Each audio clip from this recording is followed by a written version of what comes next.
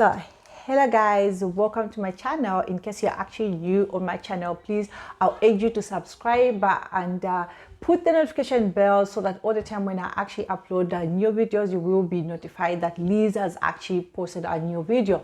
So today is actually a new day and I'm so excited to share with you just a little bit about my birth journey that I actually had 3 weeks ago.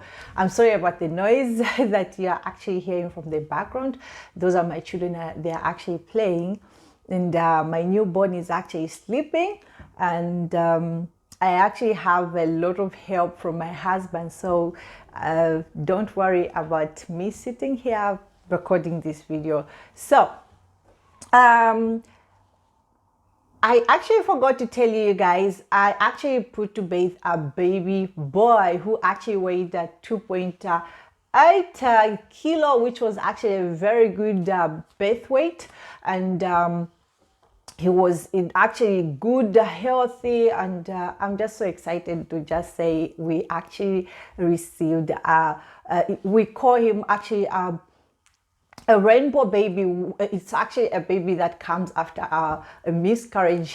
For those people who have actually been following my journey, I actually lost another pregnancy just early this year, 2020, and that was our twin pregnancy. Then after that, God actually opened up another door for me and gave me this bouncing boy, of which I'm so much in love. He's so handsome. He's just like I don't know, but I'm not yet ready to actually show him to the world, but you have to be a little bit patient with me. I'm actually going to share some of the beautiful moments for him with you. It's just too early.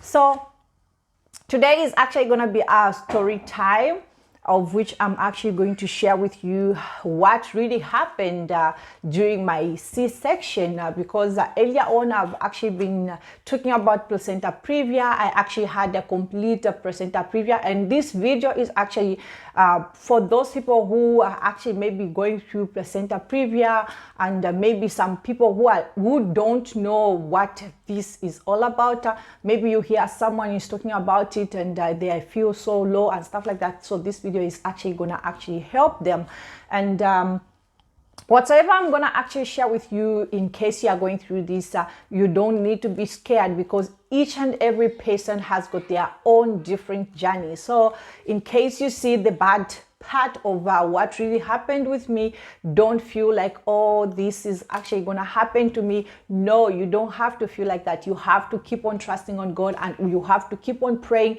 for your pregnancy. In case you're pregnant, pray for yourself, pray for other women as well, because there are a lot of things that women actually go through, and not only maybe they have complications, but when it comes to the time of labor, I'm telling you, there's a lot of things, be it with cesarean section, be it with normal birth, there's a lot of women that die during birth time. And for me, being alive today, recording a video, it's actually a big testimony, because I can just say I died and woke up. This is what I'm actually gonna say, because there was just no way that I was gonna be alive, honestly speaking, because even the doctors themselves, they just said we have never experienced such kind of a thing. So let me not talk too much about this, but let me just explain what really happened during the time of my cesarean, why I actually got to have 3 cesarean in one day, and why was my cesarean actually a little bit longer. I had my baby on the 3rd of November, and so let me just go into details. So we actually knew about the gender of our baby like the time I was 4 months pregnant, but we just never wanted to share with people, because some people, they're just too nosy, of which they want to try and attack you and stuff like that. So we kept certain things to ourselves. And the other thing that I want to share is that we also knew about the birth date. We planned everything. The cesarean was actually a planned cesarean. Other than the other 2 were not planned, because it was just emergency. But all in all, even though I did not inform other people, even my relatives, I'm sorry that I didn't make you to be part of my birth journey, because I had to just obey to what God told me. I know it will sound something that is weird, but God spoke to me in my dream that my birth should be something that should not be like I should not share with anybody apart from my husband. It was something that was very hard for me to just do, but at the end of the day, I tried by all means to just cut off a certain kind of communications with different kind of people, of which we actually managed and everything went so well. So on the 3rd of November, my birth was actually going to happen at around 10 hours. So when I went to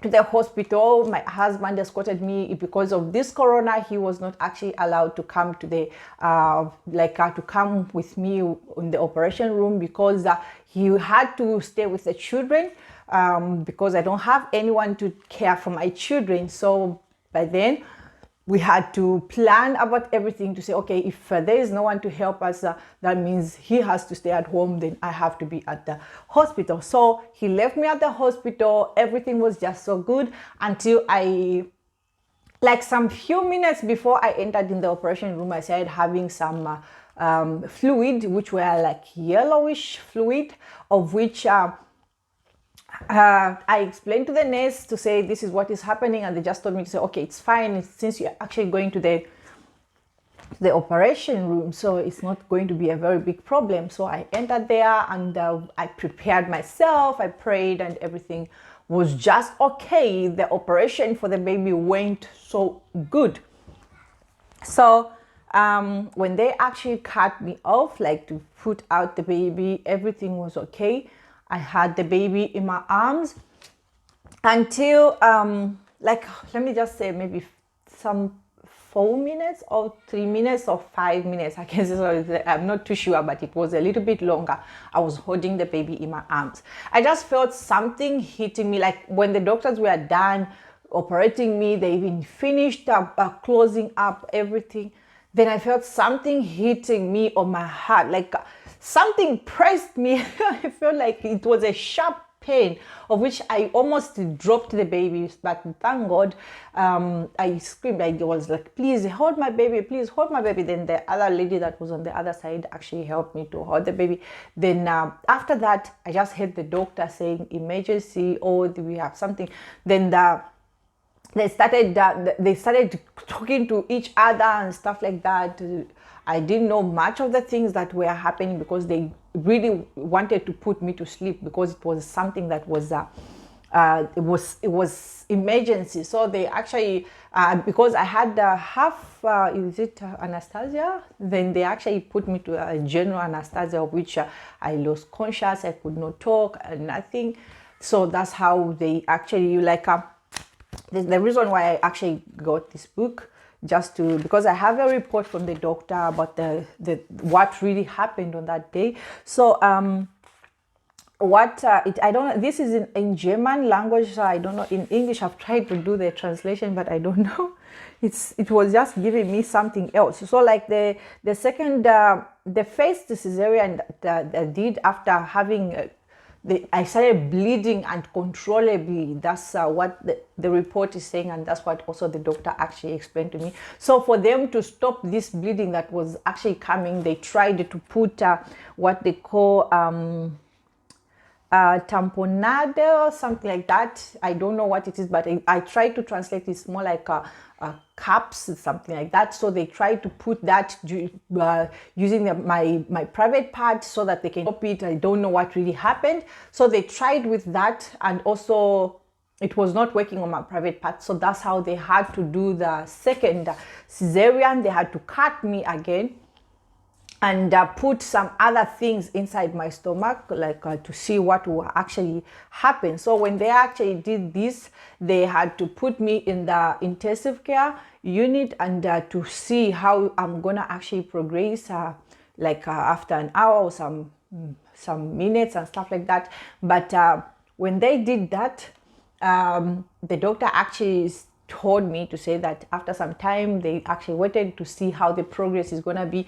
Then thereafter they found that my stomach was full of blood, and my womb was going to my uterus was going to my heart, like it was going closer to my heart and stuff like that. So that's how they actually it was like they were so scared that I was going to die. So they tried now to start they put me in the operating room for people who like get to have accidents and stuff like that, because I needed a lot of blood. I was bleeding a lot.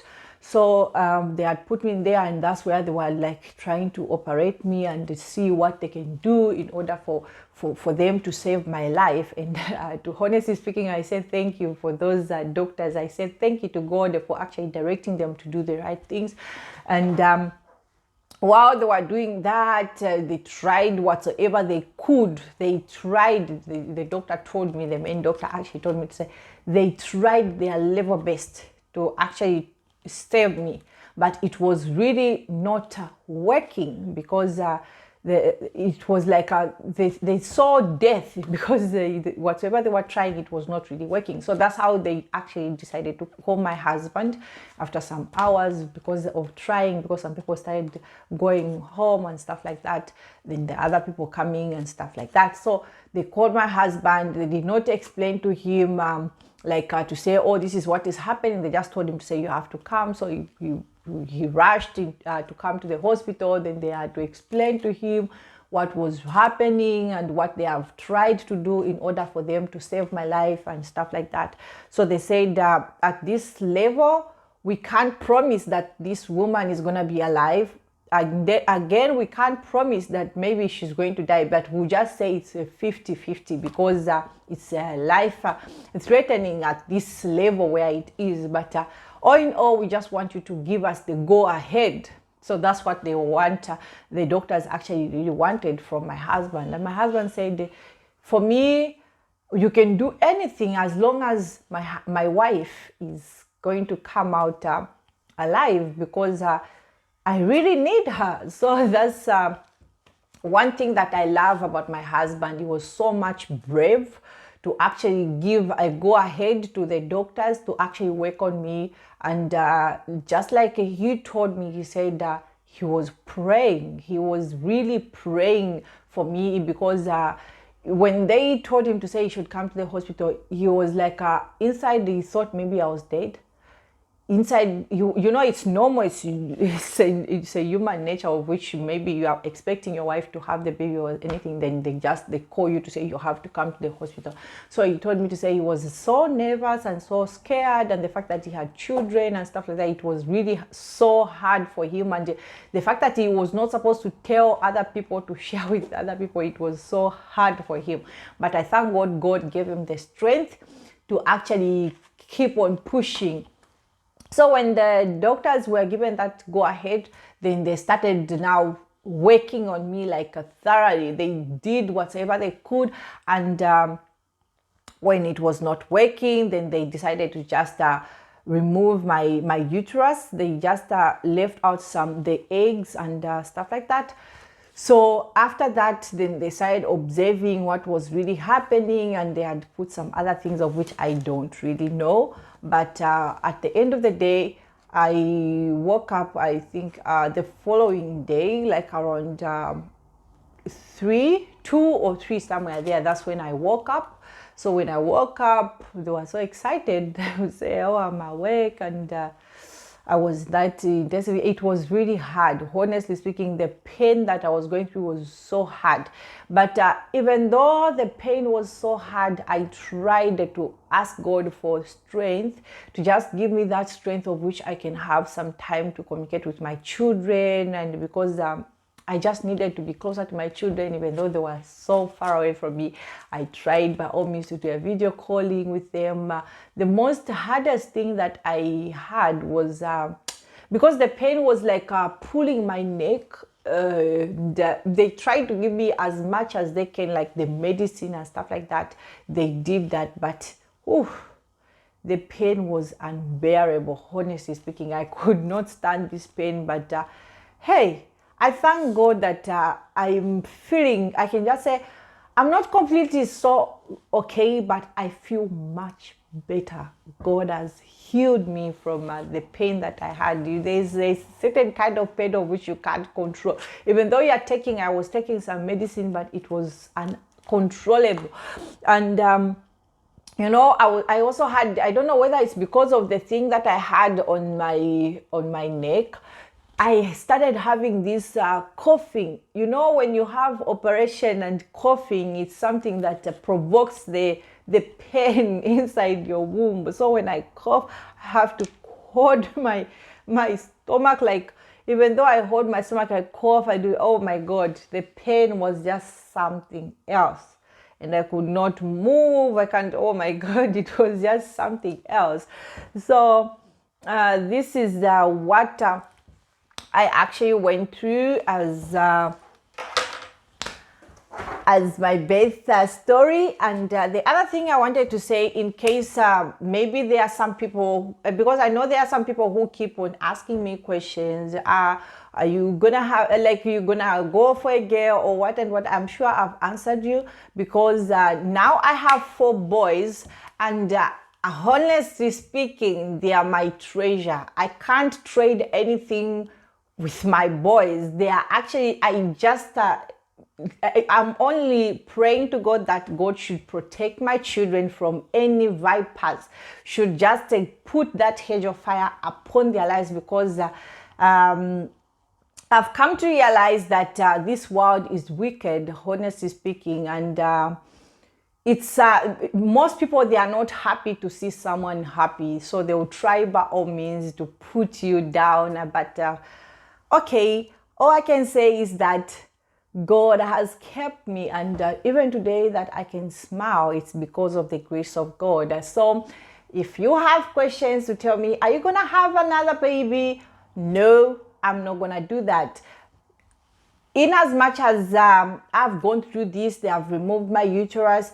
Yes, they have left my eggs, of which the doctor said if I want to have more children, I can actually do it using IVF and using someone else, but that's not something that I would want to try, or I would want to go for, because I've reached a place of gratitude, of which it took me some time to actually prepare myself, my mind and everything, mentally and stuff like that. So even though I had to go through this journey, I know God has got his own purpose. So I want to just encourage someone else on my platform, using this platform to just encourage you, because there are times whereby some people, because you have shared your journey, you have shared your experience, they want to look forward to make you feel like sad.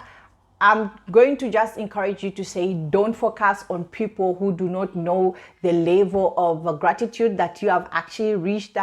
Having boys is actually a blessing. It's not a case. Having girls as well is a blessing. It's not a case.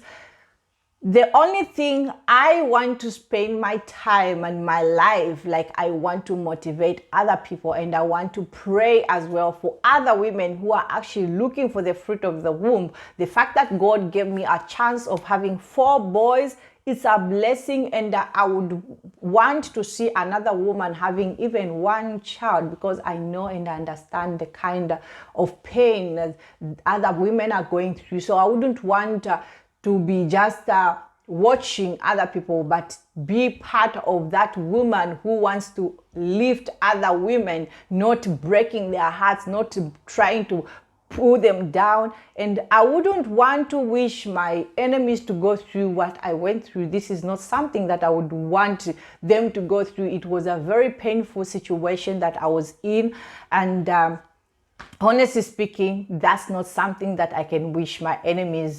So if you are actually wishing me something bad, you're actually celebrating over whatsoever happened in a hospital over my life, I don't know what is actually going through your head. I think you might be insane, or you might be not really that you are normal. Something must be wrong with you, so you need a little bit of some help. So I've been having a lot of attacks on my social media network, of which this time around, I don't think I would want to spend my time arguing with people. I wouldn't want to do that because I have a lot. My hands are full. The fact that this week my husband is gone back for work, and I want to promise my subscribers to say that I'm not going to lie, my hands are full. So in case you see me not posting so frequently, maybe I post maybe once in a week, don't get surprised. Just know that Liz's hands